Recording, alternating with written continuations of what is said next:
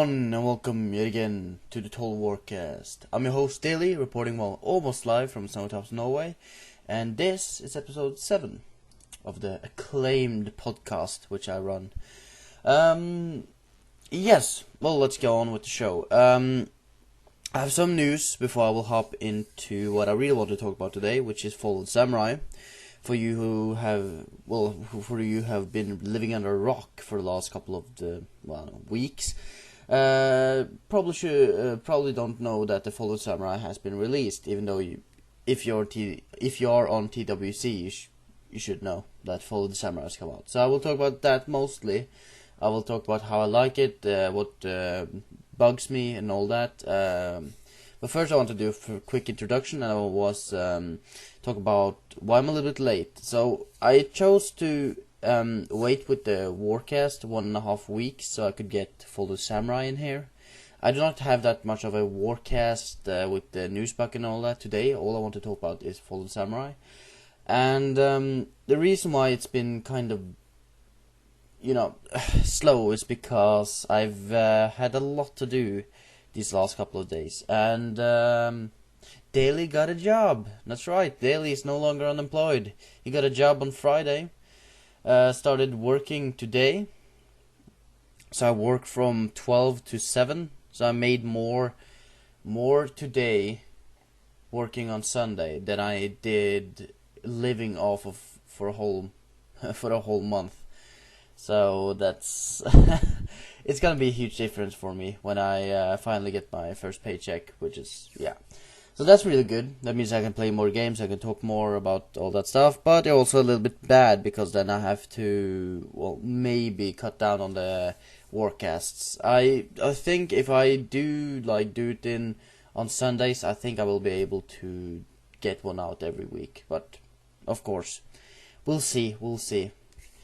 But I'm really excited about the job, I'm completely exhausted today. I had no sleep yesterday night, and then I was up, first day on job. So I've been hammering away and carrying heavy loads, but hey, I'm Norwegian, I can handle it. And I got a beer, hooray, cheers guys. That's been good, awesome. So today, like I said, I wanted to talk about Fallen Samurai. So it's a Fall of the Samurai extravaganza, it's, So this time, for you doesn't know, Fallen Samurai is the new expansion pack from Creator Assembly. It was launched on, it was supposed to be launched on Thursday, on Friday, but luckily I got it on Thursday. I was so surprised, I got on Steam and said, oh my, what? Fallen Samurai, you can play Fallen Samurai? I just had to, immediately get in there and start playing, and I played, the whole day. The Thursday just disappeared with playing Fallen Samurai. Fallen Samurai is set in the Boshi War, I think it's called, in 1864. It starts, the campaign. And it's about when foreign powers, you have the United States, the British, and the French, start encroaching on, especially the Americans, because they like to get their noses in things they don't have any business with. But, bash some Americans today. They push into Japanese territory, and they kind of unbalance the things in Japan, with Shogun having all the power. And the Emperor really wants to get his power back, because right now he's just a puppet. So you have the pro-Shogun, and then you have the pro-Emperor. The Imperial forces really is for modernization, getting Japan up and running. Getting Japan to be a huge power in this world. While the Shogunate forces really want to keep expel the foreign invaders and all that. They really want to keep it away. Keep them away and keep their culture and the way they had it before.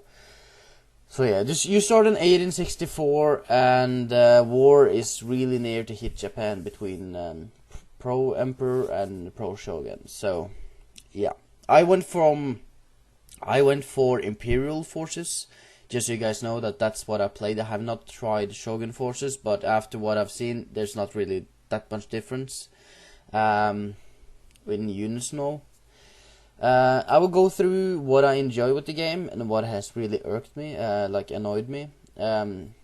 So don't get me wrong, really, I love Follow Samurai. It's a really good game, but there's some really minor things that ruin the potential and some of the game experience. So yeah, okay, good things. It has a new setting. So like the whole flow of the game, the whole like impression of the game, with the unit cards, the art, the music, it really invigorates the game to something more. And I really feel like that I'm playing something new. It's a new, refreshed feeling.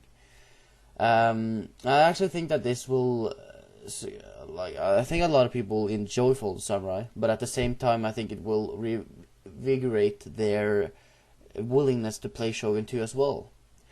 Motivate some to play some more. So that's, to be honest, it's like the whole flow of the game. That's something I said in Shogun 2 as well, and it's really well done. It's just the whole impression of it. It looks really good, and that's about it. Second, interesting time period, which brings a whole new way of playing forward.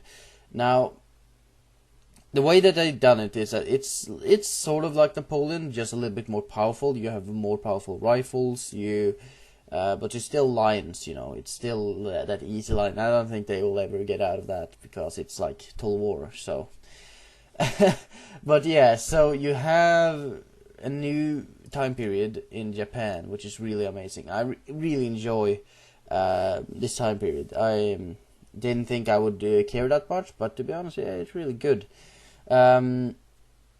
Navies has been complete, like naval battle and everything has been completely reinvented. Well, not completely reinvented, but it's done in a much more elaborate scale. Now, actually, navies play a huge role, and with you to, and it is imperative that you have dominance over the sea. If not, you will be crushed. You have a new Tech 3. My accent is off today. That one beer. God damn it, beer. Why are you bugging me? Sorry. This is the problem when I'm speaking alone. I have to take pauses to drink. But when I have, for example, Gunny in here, I can just get him to talk a little bit before I get a couple of sips down, and then he can shut up again, and I can start talking again. Nah, I'm just joking. Okay, so moving on. Tech 3 and agents have been reformed. You have new, like you did in Rise of the Samurai and in Shogun 2.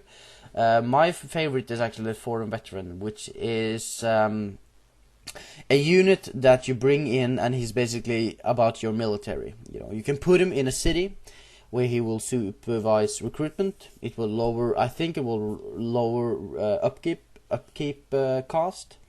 He also has some retainers that will give your units better firing, reloading skills, all that. He can train armies, which gives them more XP, I guess, for each battle, and it's a lot of. I think he's the best, to be honest. I think he's really and a British one. I say what? Oh God, it's hilarious when you say that. Yeah, that's something. I forgot to put down that.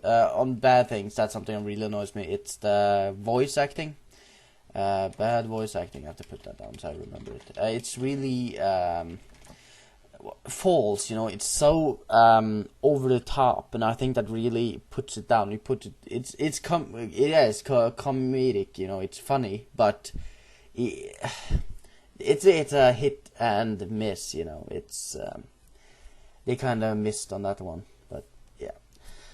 So yeah, and you also have Format Run, you have Geisha, Ishin Ishi, I think it's called, and Shinobi. Ishin Ishi is like a monk Metsuke, so he can distract armies, he can convert your enemy, those who are pro shogun to pro emperor, or vice versa.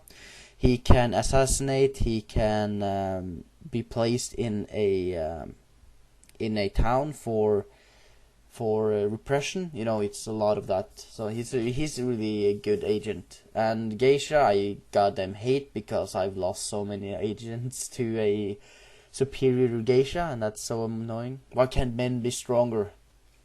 I call it weak willpower. Sorry then. Okay, so yeah, so to be honest, I really like this new thing they're going for with the tech tree. I really enjoy playing that way. Also, the tech tree is a little bit different because you can't rush for Gatling gun. It doesn't work that way. You have 4 levels. Your tech tree is now divided into 4 levels, and it's called the modernization level. You get modernization points for getting more tech tree upgrades, and also building buildings, which modernize your clan. So basically, you cannot get Gatling guns until you are level 4 in the modernization tech 3, and that means that you have to have a lot of research done. You have to build a lot of buildings. I think that's really, really good. I think that's one of the best game decisions they have done, is dividing it.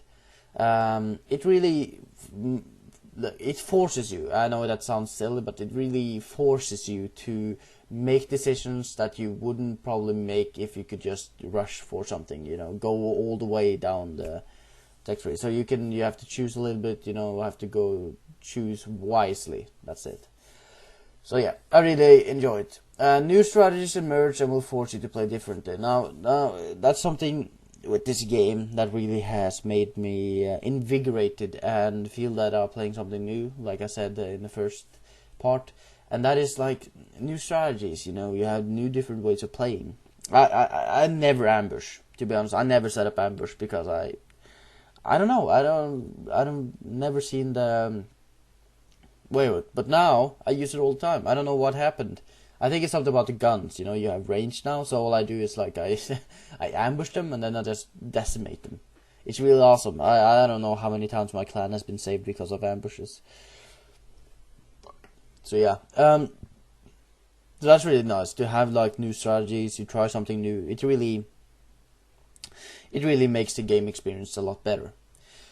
Okay, new game thing. Foreign powers. Foreign powers are America, the United States of America, the British, and the French. They are your foreign powers, and you can choose which of them you want to trade the most with. You trade with all of them.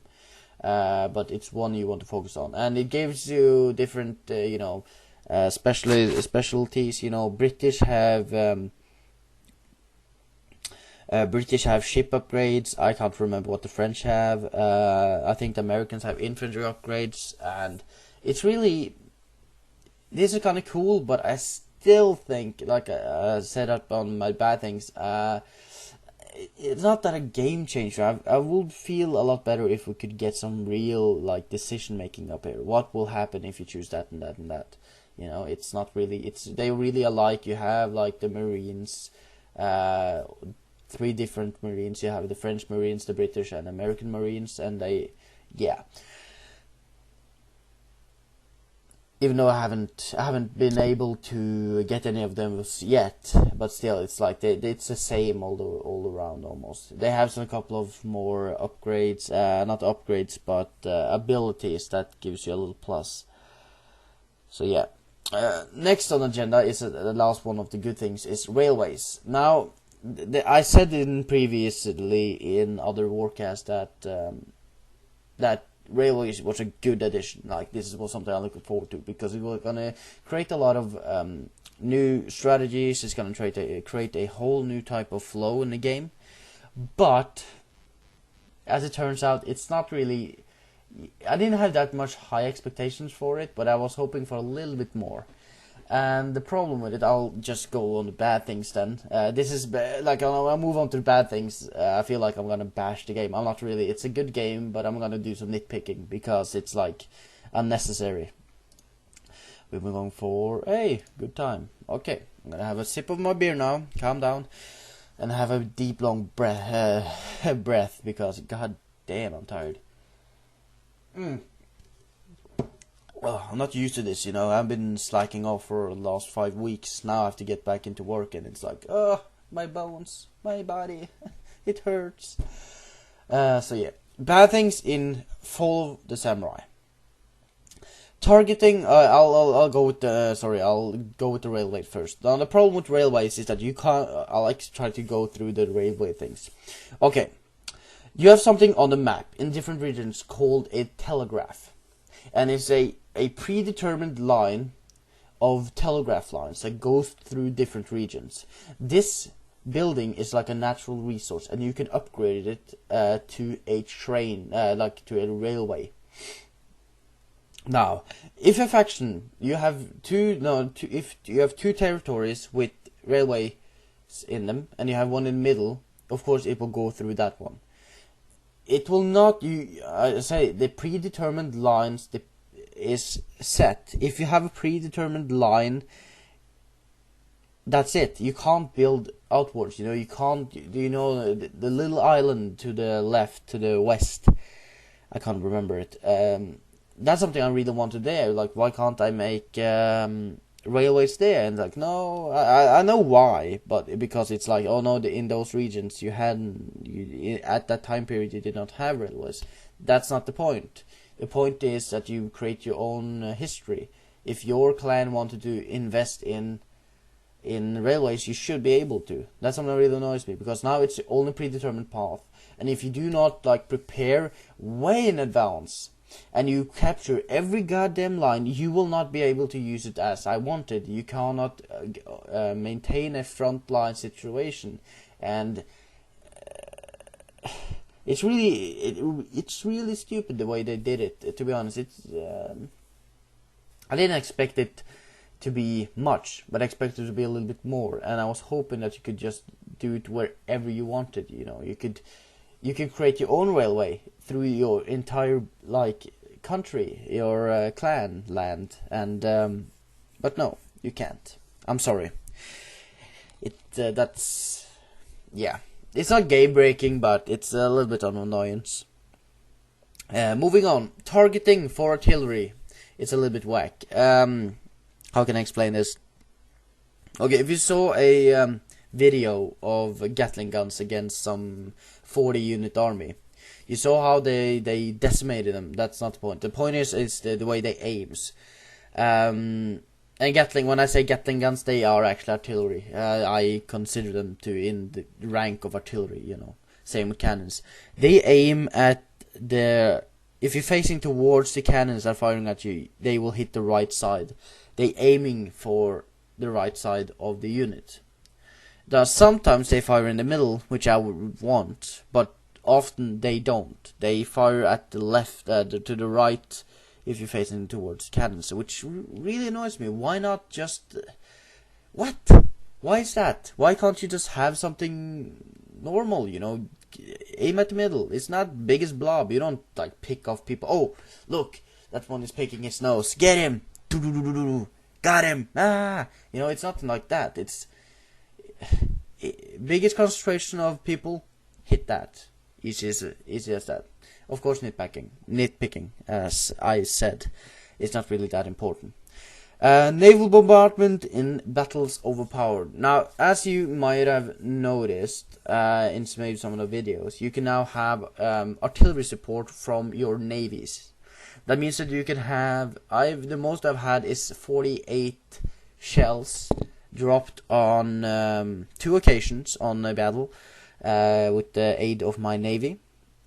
There's a small delay, but when it hits, it really hits. I mean, like a mule kicking you. Seriously, it's so goddamn cool.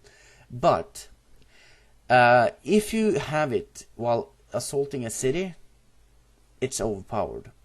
And what I mean by, I know many of you, but the reason why I said really overpowered is because the AI does not think the same way we do. We think more differently, way better, in my opinion. The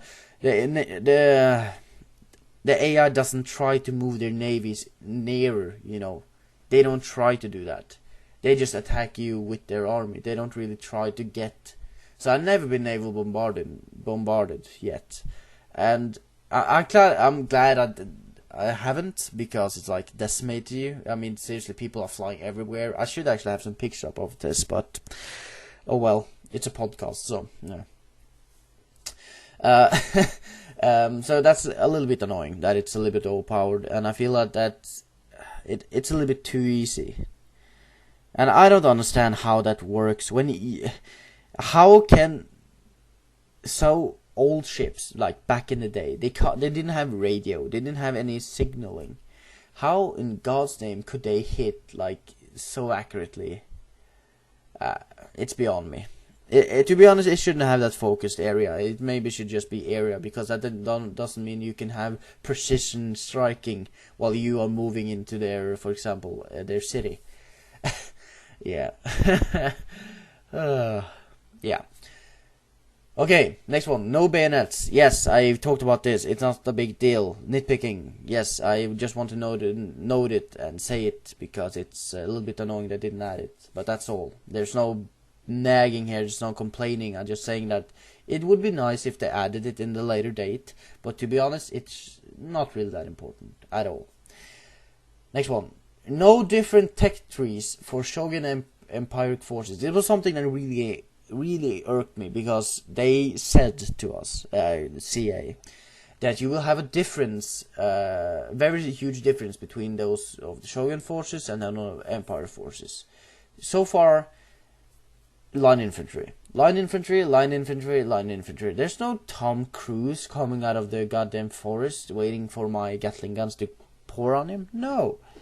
There's no, I don't know what it's called, that Japanese guy, who dies alongside Tom Cruise. It's no guy like him, no. Everyone has line infantry, everyone has modern rifles and all that. The thing about Shogun forces was that they're supposed to be like less developed, but they have like the will, I don't know, something, I don't know, difference. And that's something that I wish they done, was two different tech trees, one for the Empiric forces and one for the Shogun forces,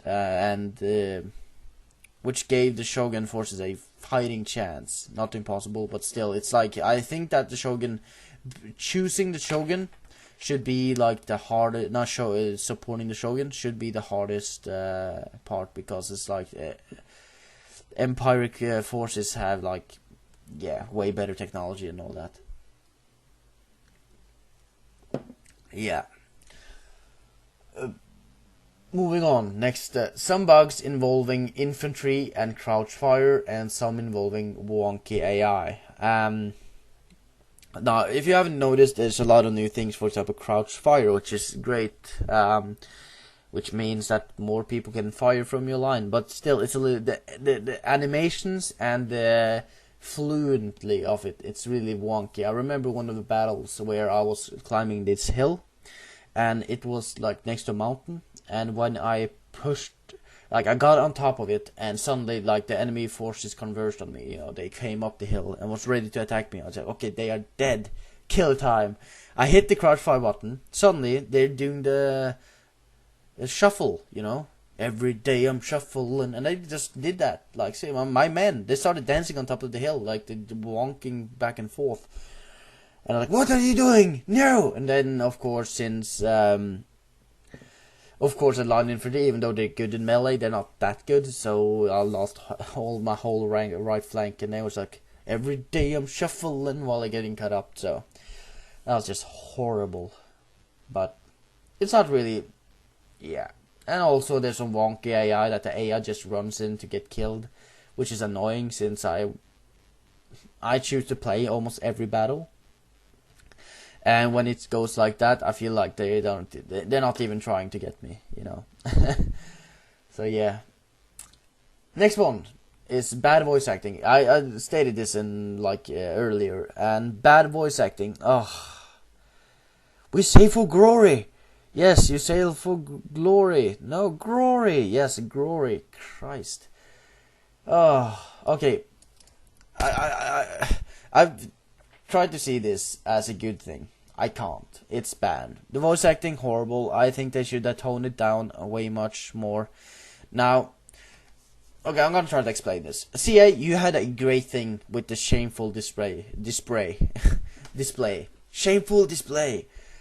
They had a great thing there, great joke, because it was subtle, it was spontaneous, and we took to love it.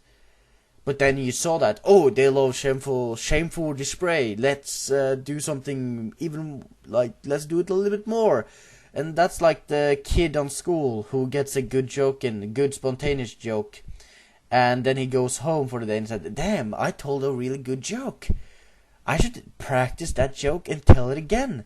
So he sits in front of the mirror and and practice this joke. And then suddenly he comes in school the next day and then tells a joke that he's been working on for so long. And everybody just looks at him funny and says, dude, are you alright? Are you alright? Or is something wrong with you? Like, you can't force things like that. And that's the problem with the many of games these days, is that they see there's something that the fans like about their series, like something spontaneous, something that they didn't really think would be that funny.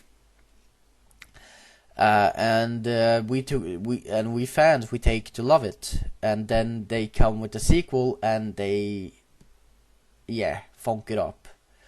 They try to elaborate more about it. They try to pay off on it. They try to do more with it, but to be honest, they shouldn't. It's already used. It's already done. Let us love our shameful display, and we say for glory. It's not right. I think it's a little bit racist, but yeah.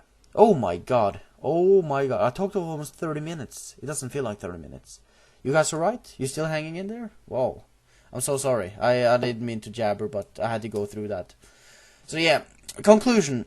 I don't use the love word that much, and I'm really, really, really shy of saying it to a girl, but I really love Follow the Samurai. I think it's something that we wanted. We wanted big expansion packs instead of these small DLCs. Yes, we're still getting DLCs. Oh my god, don't get me started on all the different ones. We'll do a discussion about that. I'm a little bit for, a little bit against. It's really hard to get into all of that, the different opinions and all. But overall, I really enjoy it. I think it's a great game, and I'm probably gonna play some after this. After I'm, I got some editing, and then I have to go to bed because I got to work in 12 hours. No, 11 hours. I have to be at work in 11 hours. Oh my god, what have I gotten myself into? Oh well, that's life. I need the money. So, so yeah, I'll edit this and post it up, and I hope you enjoy it. I hope you enjoyed the Warcast.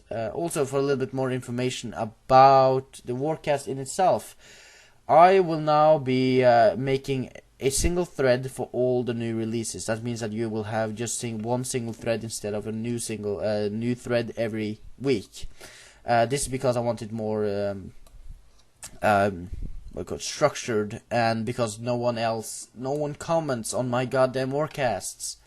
I don't even get rep almost. I don't really, to be honest, I don't care about those things, but I won't make another thread, make a new thread every goddamn week when no one comments.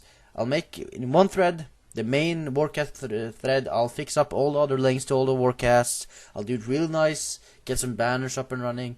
You'll love it. It's gonna be our new home. So yeah. Also, Ged, Green Knight Devil, the guy who runs this place, TWC, he's like the God Almighty. He has made a new server called Atlas, which is dubbed. Well, in there we're gonna have something called a mod vault, which is gonna host a lot of the mods. It's more of a storage. It's not a uploading and downloading server. It's more of a storage server. So that means that you can, because when Mediafire went down, we lost a lot of good mods. We lost work that people have worked on for many hours, even days, and we lost it, and that sucks. So we didn't want that. So Green Knight Devil made a server so we can store all the data. And the good news for the Warcast is that he has agreed to let me upload the Warcast to Atlas and let you guys download. Now, I really want to ask you a favor. Do not download if you're gonna listen to it on your computer. Does not matter, and I'll probably have to lower the sound quality for the Warcast on Atlas because of the bandwidth. Green Devil don't have to do this. It's something he wanted to do for me. I'm hugely appreciative of it, and I don't really want to like screw him over with the bandwidth, you know. So I'm gonna lower the quality. I'm gonna try to get as many of you to listen to it on YouTube if you're on PC. But it's I'm just of course you can download it. Please just download it. I don't what I'm saying. Of course you can download it, but it's more of a if you have the choice, choose YouTube based on the bandwidth, because we don't want to waste TWC's resources so that you can listen to the Warcast. Well, I want people to waste TWC's resources to listen to the Warcast, but yeah, there are several reasons for it. This was half hour of fun. I hope. I'm sorry. I know that I spoke a lot this week, and I'm tired. I'm probably going to bed in like 40 minutes after I got this up. I think it's gonna go longer than that because the rendering time is horrendous. It's on Vegas. Oh, but yeah. So sorry if it was lacking, and I will try to do better next week. But of course, it was a like Follow the Samurai special. You know, it wasn't really that centered around anything else than Follow the Samurai. I hope you guys pick it up. It's a great game. I don't play that much multiplayer, and I've got several dudes who keep asking me, "Hey, let's do a co-op," and I'll be like, "Oh, I don't really want to do a co-op with you." Well, not with like that. That I don't like the persons. Of course, they're great persons, but it's more like of the getting your what you call it, getting the will to actually play a co-op campaign. That's the point. I'm a really solo player, so yeah. So everyone. That was the Total Warcast. I've been talking about Follow the Samurai, a great game. Get it if you want to. I want to thank you for tuning in, listening to me jabber on for myself, drinking beer, and for half hour. It's been quite enjoyable. I will see you next week, and hopefully, and also. I don't need rep, but it would be nice to get some, messages up in here, just something I can respond to. So yeah, I'm Daily. I reported, well, it's not really that snowy anymore here, so I can't really say it's snowy tops of Norway. Even though I did it back when Shogun 2 first was released, just for the hell of it. Nah, dudes, reporting from the not so snowy hills anymore in Norway. I was your host, Daily, and I hope you enjoyed the show. Good night.